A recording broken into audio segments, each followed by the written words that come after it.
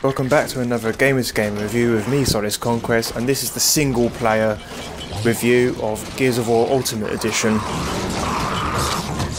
Now, as you can see, the graphics are superior.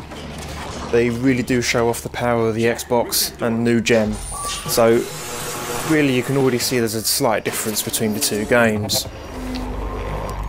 There's also a gameplay difference where it's a lot smoother moving between cover, so you can move between cover a little bit faster.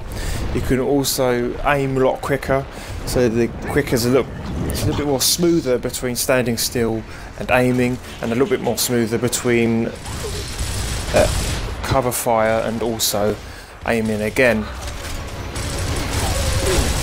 The campaign does include bits that weren't in the main game for 360 as well, so if you was a PC gamer you'll be knowing a lot more about this chapter as we get into it as well. Also the collectibles are back, so you can see the big red cog in the background of this video right here. Obviously the tags are back as they were in the original game. What's different with the tags this time is that they unlock new things, so you get concept art that you can have a look through, and also the cool thing about them is that they unlock pages of comics. If you haven't read the comics, they were published by DC. These comics were about the Pendulum Wars, which is a prequel to this particular game, and then later on they became about something else. DC also wrote one specifically for this game about the Pendulum Wars, and that's what you unlock, and they're worthwhile hunting down because the comics are quite interesting to read in game. You can reread them from the main menu in the extras part of the menu. It's still very satisfying running away from the Locust and then coming back and chainsawing them to death, because again that was the main gimmick of the original game. But the chainsaw again is very much more fluid in the way you use it, so here you're going to see it.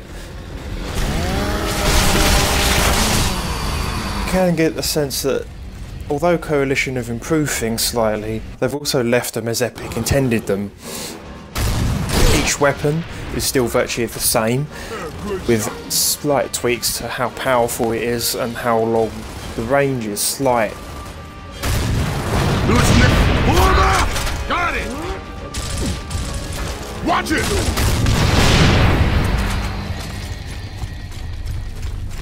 The TACCOM is also back, so you can also order your captain and order everybody around to attack, ceasefire, and obviously group up later on as well.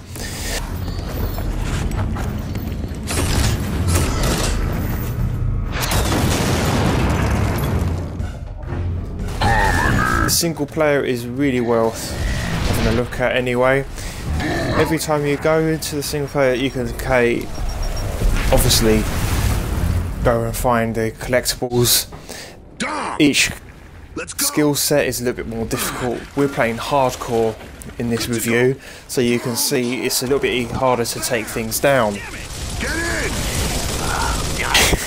Each skill set obviously as well is a little bit more aggressive in the way it is. So for example, we're playing hardcore. Hardcore will charge you down and will try to kill you in every which way but loose. Bizarrely as well, I'm not sure why, but when you get to the krill section, if you haven't played the game before you might not know what I'm talking about, but there's a section with the krill, which are flying bats. The Locust occasionally can just stroll through them as if they're not there. Which wasn't in the original game, but even on hardcore, on insane they could, because obviously it's insane mode, but hardcore seems to suffer from inaccuracies a little bit from the original game as well. As you can see, aiming's there, everything's there, everything that you remember will be there, and that's the main thing about this game, is that it's kind of a bit of an improvement, but at the same time there's bits there that have been tweaked, bits that have been added, and that is what's really, really worth it. Anyway, the multiplayer is coming soon. I'm going to leave you with a rather cool introduction.